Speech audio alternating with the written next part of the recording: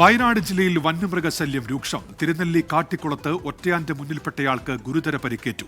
ആനയെ തുരത്തുന്നതിനിടെ പ്രദേശവാസിയായ രാജു മുന്നിൽ അകപ്പെടുകയായിരുന്നു. തിരുനെല്ലി വെള്ളാഞ്ചേരി പ്രദേശത്താണ് രാവിലെ മുതൽ കാട്ടാനയുടെ ശല്യം അതിരൂക്ഷമായി നിലനിൽക്കുന്നത്. ജനവാസ മേഖലയിലാണ്, ആളുകൾ തിങ്ങിപ്പാർക്കുന്ന പ്രദേശത്താണ്.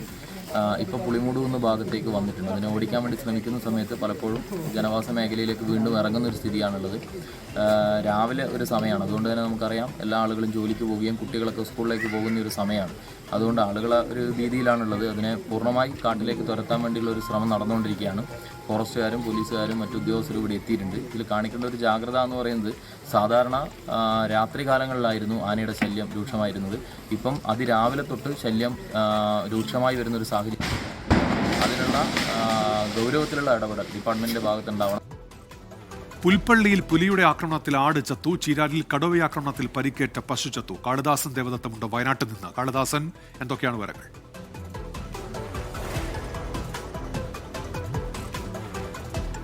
ഉന്മേഷ്, അതുതന്നെയാണ്. വയനാട് ജില്ലയിൽ 3 ഇടങ്ങളിലായാണ് വന്യമൃഗ ആക്രമണം ഉണ്ടായത്. അതൊന്ന് തിരുനെല്ലി കാട്ടിക്കുളത്താണ്, മറ്റൊന്ന് പുൽപ്പള്ളി 3 പാലത്താണ്, മൂന്നാമത് ബത്തേരി ചീരാൽ പുളിഞ്ചാലിലാണ്. ഇത്തരത്തിൽ രാവിലെയോടെയാണ് ഈ ഒരു സംഭവങ്ങൾ, മണിക്കൂറുകൾ ഇടവിട്ടാണ് ഈ സംഭവങ്ങളെല്ലാം തന്നെ ഉണ്ടായിരിക്കുന്നത് എന്നുള്ളതാണ് മനസ്സിലാക്കേണ്ടത്.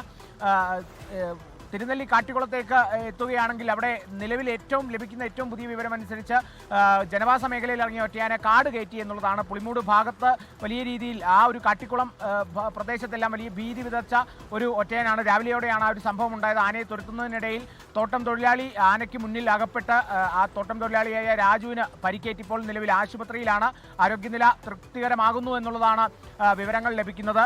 എന്തായാലും ജനവാസ മേഖലയിൽ ഇറങ്ങിയ ഒറ്റയാനെ കാട് കയറ്റി എന്നുള്ളതാണ് ഏറെ ആശ്വാസകരം. എന്തായാലും പ്രദേശവാസികൾ ഏറെ മണിക്കൂറുകൾ ആശങ്കയിലായി, ഭീതിയിലായി എന്നുള്ളതാണ്. അവിടെ നിന്നും പുൽപ്പള്ളിയിലെ കാര്യങ്ങൾ നോക്കുകയാണെങ്കിൽ, പുലി ആക്രമണത്തിൽ കഴിഞ്ഞ ദിവസം ഒരാടിനെ, കൂട്ടിലിട്ട ആടിനെ പുലി ആക്രമിച്ചു കൊന്നിരുന്നു. ഇതിന് പുറമെ ഇന്നലെ രാത്രി 8:30യോടെയാണ് ആദ്യത്തെ സംഭവം ഉണ്ടാകുന്നത്. പിന്നാലെ രാത്രി 12:30യോടുകൂടി രണ്ടാമത്തെ ആടിനെയും, ആ 3 പാലം സ്വദേശി ചിന്നമ്മയുടെ ആടിനെ പുലി പിടികൂടുകയായിരുന്നു. ആ പ്രദേശത്ത് തന്നെ രണ്ടാമത്തെ പുലി ആക്രമണമാണ് വളർത്തു മൃഗത്തിന് നേരെ ഉണ്ടായിരിക്കുന്നത്. കഴിഞ്ഞ ദിവസങ്ങളിലായി വളർത്തുനായ്ക്ക് നേരെ ഇത്തരത്തിൽ ആക്രമണം ഉണ്ടായി. വളർത്തുനായ ചത്തിരുന്നു.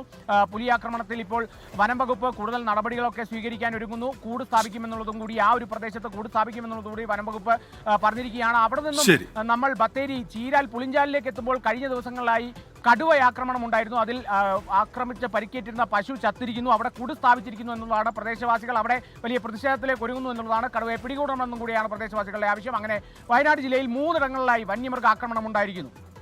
കാളിദാസൻ ദേവദത്തമാണ് വിവരങ്ങൾ നൽകിയത്.